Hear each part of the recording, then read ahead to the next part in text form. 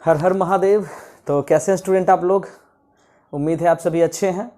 मैं आज आप लोगों के बीच इनइक्वलिटीज़ ऑफ ट्रायंगल जो कि क्लास 9 में कॉन्ग्रुएंसी चैप्टर में पढ़ना है, उसका एक बहुत ही इम्पोर्टेंट थ्योरम जो कि है if two side of triangle are unequal prove that the angle opposite to the longer side is greater.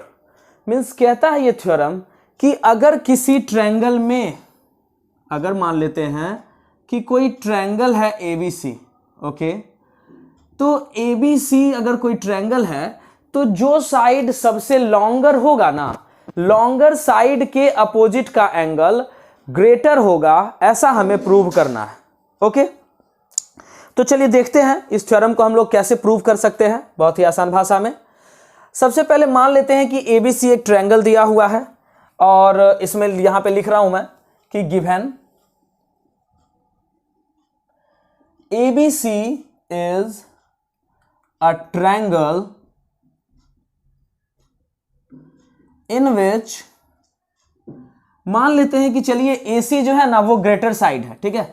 तो अब मैं यहां कंपैरिजन ही करूंगा, तो AC किससे, अगर AC ग्रेटर साइड है तो AC AB और BC दोनों से ही ग्रेटर होगा। तो चलिए मैं लेता हूं कि भाई AC जो है ना, AC इन विच AC जो है वो ग्रेटर है किससे, AB से। ओके, ये रहा साइड AC, देखिए AC, ओके, और ये रहा साइड AB, ओके। तो AC अगर ग्रेटर है AB से तो AC के अपोजिट का एंगल कौन सा होगा, AC के अपोजिट देखिए ये वाला एंगल होगा, और AB के अपोजिट कौन सा एंगल होगा, तो AB के अपोजिट ये वाला एंगल होगा। तो ये थ्योरम कहता है कि ग्रेटर साइड के अपोजिट का एंगल ग्रेटर होगा, ठीक है। तो ग्रेटर साइड मेरा AC है, तो AC के जो अपोजिट में एंगल है यानी एंगल B है वो ग्रेटर होगा। ओके, तो सबसे पहले यहां पे मैं कुछ कंस्ट्रक्शन करूंगा इसको प्रूव करने के लिए। अब देखिए डाटा दिया हुआ है, सबसे पहले मैं यहां पे प्रूव लिखूंगा, सॉरी प्रूव, क्या प्रूव करना है मुझे कि एंगल ABC जो है, ABC जो AC के अपोजिट का एंगल है ABC वो ग्रेटर होना चाहिए किससे, तो एंगल AB के अपोजिट के एंगल का। तो AB के अपोजिट कौन सा एंगल है, तो एंगल है ACB। ओके स्टूडेंट, तो अब बात करते हैं कि कैसे इसको हम प्रूव करें। तो इसके लिए सबसे पहले मैं यहां कंस्ट्रक्शन करूंगा। कंस्ट्रक्शन में मान लेता हूं कि अगर AC ग्रेटर है AB से, AC अगर ग्रेटर है AB से, तो जितना वो AB है, जितना AB है ना, उतना ही मैं, जितने लेंथ का AB है उतना ही लेंथ का मैं यहां पे एक साइड कट कर लेता हूं AP। Okay, cut AP on AC equal to cut AP, AP जो है वो मैं AC पे कट कर रहा हूं, cut AP on AC which is equal in length with AB। AB का जितना लेंथ है उतना ही लेंथ का AP होना चाहिए, यानी AP इक्वल टू AB मैं कट कर लेता हूं, ठीक है। AP कट कर लिया कि भाई जितना वो AB है मेरा उतना ही मैं AP कट कर लेता हूं, यानी ये AB का लेंथ AP से इक्वल है। उसके बाद मैं P पॉइंट को यहां इससे B से ज्वाइन कर लेता हूं, ठीक है। फिर उसके बाद मैं क्या किया यहां पे, तो ज्वाइन कर लिया B को P से, B to P। Okay student, construction आप लोग समझ गए होंगे कि AB जितना है उतना ही मैं AP कट कर लेता हूं और फिर B से P को ज्वाइन कर लेता हूं। अब आप देख रहे होंगे प्रूफ में, अब देखिए, अब मैं प्रूफ लिखूंगा। तो प्रूफ में आप देख रहे होंगे कि ट्रायंगल ABP में देखिए, in triangle ABP, in triangle ABP में, ओके, तो ट्रायंगल ABP में देखिए AB इक्वल है AP के, AB इक्वल है किसके, AP के। हम लोग पढ़े हैं कि किसी ट्रायंगल में इक्वल साइड के अपोजिट का एंगल आपस में इक्वल होता है। तो AB के अपोजिट, इसको मान लेते हैं हम एंगल 1, इसको मान लेते हैं 2, इसको मान लेते हैं 3 और इसको मान लेते हैं एंगल 4। ओके स्टूडेंट, इसलिए ले लिया ताकि एंगल का जो नाम होता है वो बहुत बड़ा होता है तो लिखने में आसानी हो जाए, इसलिए मैं मान लिया कि ऊपर वाला पार्ट 1 है, नीचे वाला 2 है, ये 3 है और ये क्या है, 4 है। ओके, अब देखिए ए बी इक्वल है एपी के, ट्रायंगल एबीपी में ध्यान दीजिए, एबीपी में कि ए बी इक्वल है एपी के, तो ए बी के अपोजिट का एंगल कौन सा होगा, एंगल 3 हो जाएगा, और एपी के अपोजिट का एंगल कौन सा हो जाएगा, एंगल 1 हो जाएगा। तो एंगल 3 जो है वो इक्वल हो जाएगा एंगल 1 के। रीजन लिख देता हूं कि angle opposite to equal sides are equal, ऐसा होता है इस थ्योरम की वजह से। ओके, अब देखिए स्टूडेंट, ट्रायंगल बीसीपी को ध्यान से देखिए, इन ट्रायंगल बीसीपी में देखिए, तो बीसीपी में हम देख रहे हैं कि ये जो एंगल 3 है वो एक्सटीरियर एंगल है।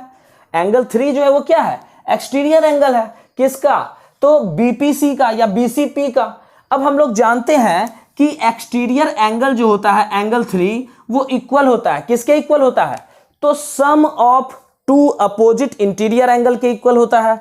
तो एंगल 3 किसके इक्वल होगा, तो 2 + 4 के इक्वल होगा। तो एंगल 3 इक्वल हो गया एंगल 2 + एंगल 4 के। ओके, क्यों हुआ, तो by sum of exterior angle property of triangle की वजह से।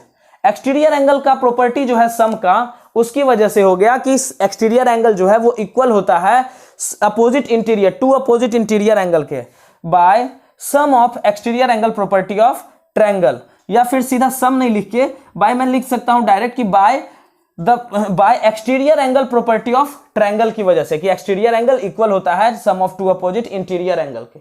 ओके, अब देखिए स्टूडेंट कि एंगल 3 ना इस दोनों को जोड़ने पे इक्वल हो रहा है। जैसे मैं समझा सकता हूं आपको कि 10 अगर इक्वल हो रहा है 6 + 4 के।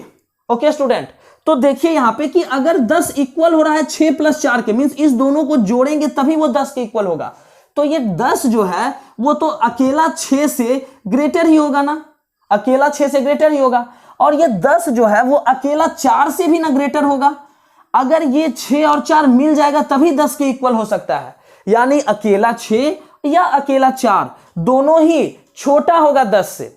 जब छोटा होगा 10 से तो 10 तो ग्रेटर हो जाएगा। वही चीज यहां पे है स्टूडेंट कि देखिए एंगल 3 जो है वो अकेले एंगल 4 से क्या हो जाएगा, ग्रेटर हो जाएगा ना। एंगल 3 जो है वो क्या हो जाएगा, ग्रेटर हो जाएगा एंगल 4 से, क्योंकि इस दोनों को जोड़ने पे 3 इक्वल हो रहा है, जैसे ये एग्जांपल में मैंने आपको अभी समझाया है। ओके, उम्मीद है आप समझे होंगे। अब देखिए यहां पे फिर एक और एग्जांपल मैं देता हूं कि 10 अगर ग्रेटर है 4 से, ठीक है, अगर 10 में मैं 2 और जोड़ दूं, ठीक है, मैं 4 में नहीं जोड़ रहा, 10 में ही मैं 2 और जोड़ देता हूं, तो 2 और जोड़ूंगा तो ये 12 हो जाएगा ना। क्या 12 ग्रेटर नहीं होगा 4 से? ग्रेटर में अगर कुछ और भी ऐड कर दूंगा तो वो और ग्रेटर हो जाएगा, है ना। तो वही चीज अब यहां पे मैं आपको समझा रहा हूं। देखिए एंगल 3 जो है वो ग्रेटर हो गया एंगल 4 से, ये जो एंगल 3 है वो ग्रेटर हो गया एंगल 4 से। ओके, अब देखिए एंगल 3 किसके इक्वल है, एंगल 3 इक्वल है एंगल 1 के। ओके, तो जब एंगल 3 इक्वल है एंगल 1 के, तो अगले वाले लाइन में एंगल 3 के जगह मैं रिप्लेस कर देता हूं एंगल 1 से, कि एंगल 1 जो है, एंगल 1 वो ग्रेटर हो जाएगा किससे, एंगल 4 से।